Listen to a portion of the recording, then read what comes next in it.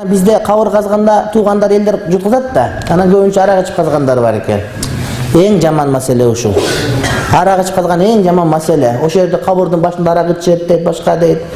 Кабыр казып бер десе, содалашса болот. Анткени бул дагы жумуш. Ар ким өзү казып алса, андан болбосо сенин да ишиң бар. Башка иш кылат элең. Bir gün кечке кабыр казсаң, 2 саат казсаң анда акчасын алып иштесең дагы болот. Ана bizde kavur kazganдар бул көркө болуп кетти дейт. Жок, ал көркө деген башка. Ал ошо казылган көмүлгөн адамды барып чукулап алып кепин нурдагын кайтылынат. Ал эми бул кавыр казып иштесе, бул иш жакшы иш. Жакшы кылып каза турган болсоң, сооп аласың, акчаңды да аласың иншалла. Ана bizde kavur kazganda tuğanдар элдер jutquzat da, ana көбүнчө arak içip kazganдар бар экен.